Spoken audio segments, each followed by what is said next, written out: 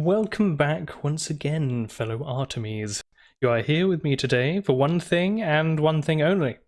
You want to know how best to look after your pet plague. Your new microbes provide many benefits. First, they occasionally whisper non-creepily into your ear, and when you have enough of them, you qualify for a free heating. However, if you don't feel that having a sandpest plague is right for you, there are a few ways to minimize the impact or remove it. So in this video I'm going to consider antibiotics considerably, alongside roughly how long it takes the plague to kill, and cures for it. That way people fancying a challenge run of keeping the plague should find as much use here as someone on their first go around trying desperately to get rid of it. Of course, considerations of cures and homebrew antibiotics will be fairly spoiler heavy, so if that's something you want to avoid, then feel free to come back later when the plague drives you back here. First off, how quickly does the plague grow and kill? Here is an Artemy that has decided of their own free and unbound will to find this out for us. Watch, there he goes, standing there and waiting for his inevitable demise.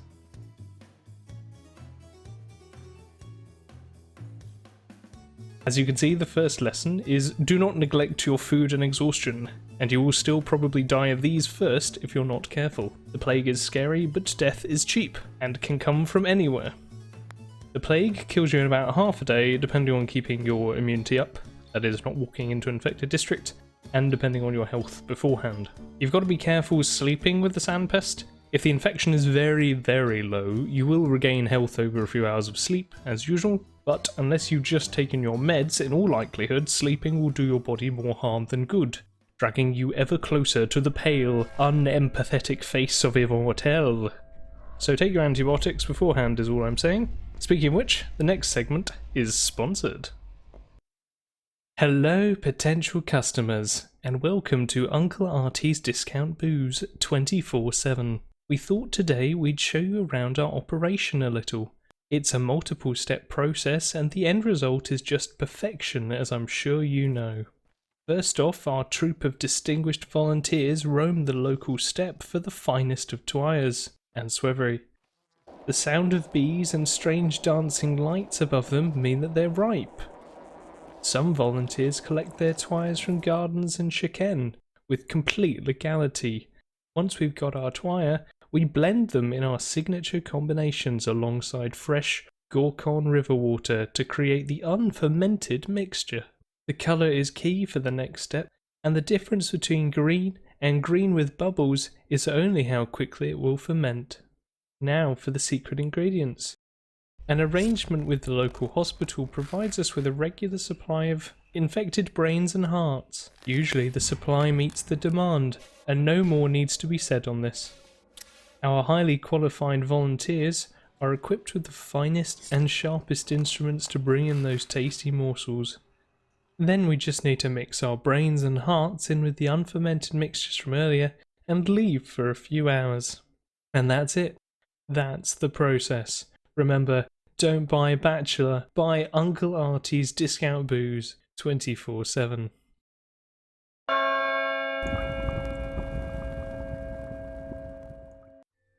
Now that we have a bunch of homemade antibiotics, the questions are how effective are they and how dangerous? First up, we'll get out of the way, no, they cannot kill you. Each antibiotic takes a percentage of your remaining health, so you will never die from drinking just antibiotics. Though they can bring your health down very low, and the remnants of the infection could, I suppose, finish you off straight after that.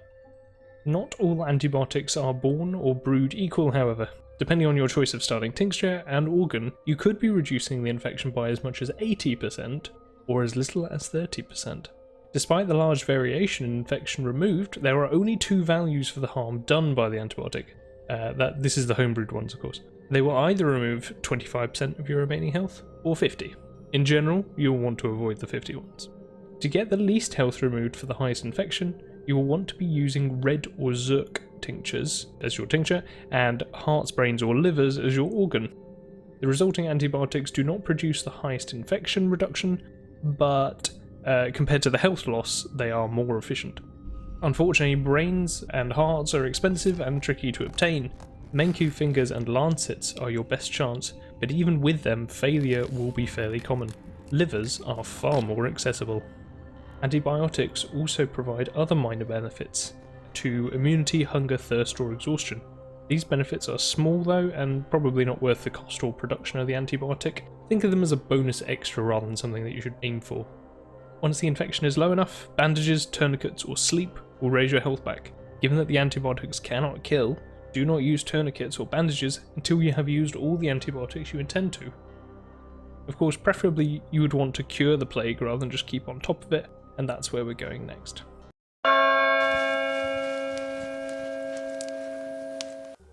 Right, the cures. There are 4 methods for curing yourself in the game, of which we are going to discuss 3, the 4th being a big story spoiler, and only really available much later in the game. Just be aware that in following the story you do get the opportunity to cure yourself later on, though it could be challenging to reach it if you're with the plague. The other 3 options that we're going to consider are Panacea, Schmowder, and Fire. As I mentioned earlier, this section will be spoiler heavy. Flee while you still can, mortals. First up, Panacea. If you have it and need it, use it. It has no penalties, you just chug it and the plague is gone. I mean, you didn't have many of them in the first place, and maybe Murky might have needed it more, but well, at least you have no plague now, I suppose.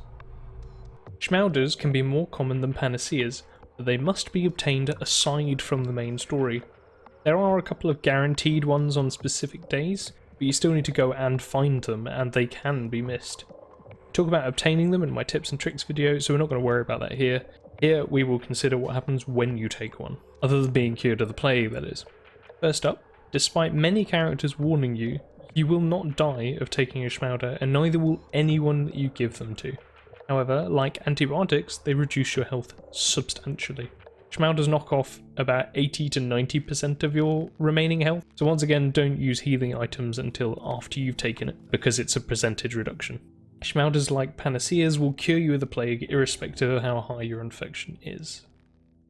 Finally, setting yourself on fire, while generally a bad idea, is pretty effective at curing the plague.